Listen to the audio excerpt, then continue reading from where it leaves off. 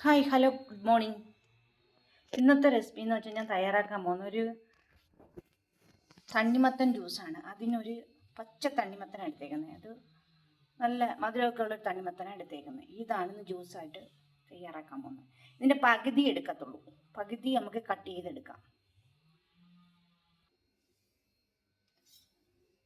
പകുതി ഇങ്ങനെ കട്ട് ചെയ്തിട്ട് വെച്ചു. ഇത് പകുതി മതി, ഇത് മതി.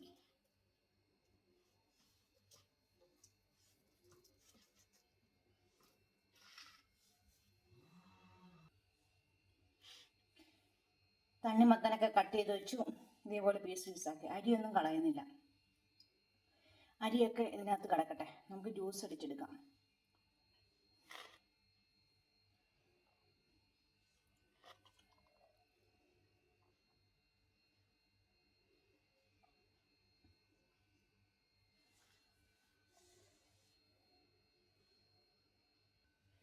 ജാറെടുത്ത് അതിനകത്ത് ഓരോ പീസുകളായിട്ട് ഇട്ട് കൊടുക്കാം.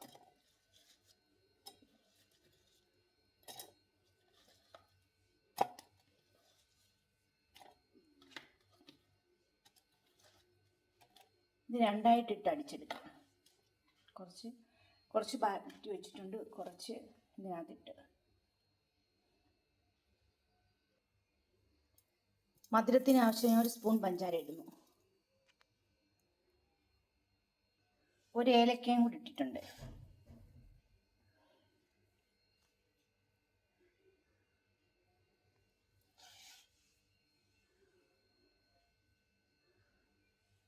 ഇതൊന്ന് അടച്ചു വെച്ച് അടിച്ചെടുക്കാം. ഒരരിപ്പ് വെച്ച് അരിച്ചെടുക്കാം.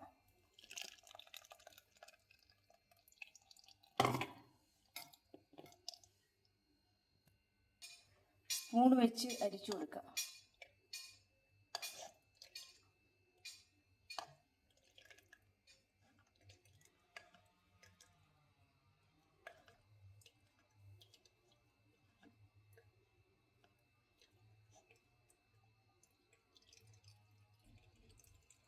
ബാക്കിയുള്ളത് ഇതേപോലെ ചെയ്യാം.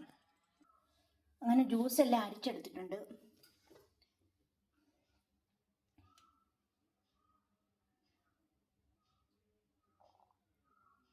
ഇതൊരു ഗ്ലാസ്സിലോട്ട് ഒഴിച്ചു കൊടുക്കാം.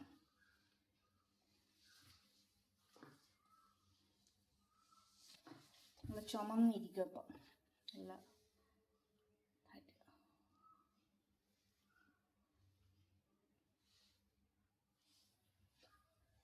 ഗ്ലാസ്സിലോട്ട് ഒഴിക്കുക.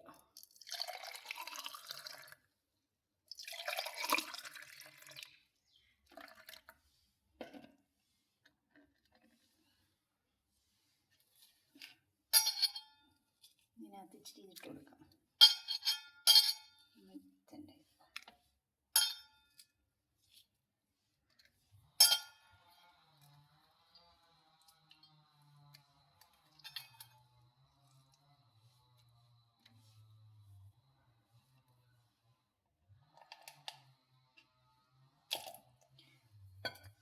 അങ്ങനെ നമ്മുടെ തണ്ണിമത്തൻ ജ്യൂസ് റെഡി ആയിട്ടുണ്ട്. എല്ലാവർക്കും വീഡിയോ ഇഷ്ടപ്പെട്ടെങ്കിൽ ലൈക്ക് ചെയ്യുക, സപ്പോർട്ട് ചെയ്യുക, ഷെയർ ചെയ്യുക.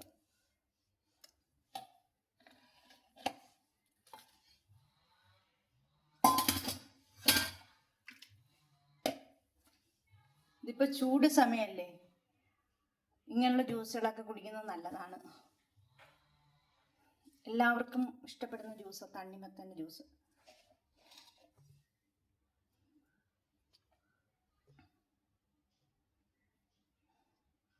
എല്ലാവരും വീടുകളിൽ ട്രൈ ചെയ്ത് നോക്കുക.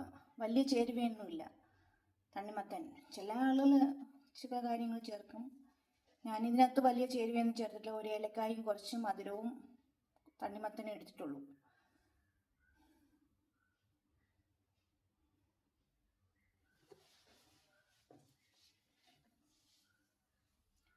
മറ്റൊരു വീഡിയോയിൽ നാളെ വരാം.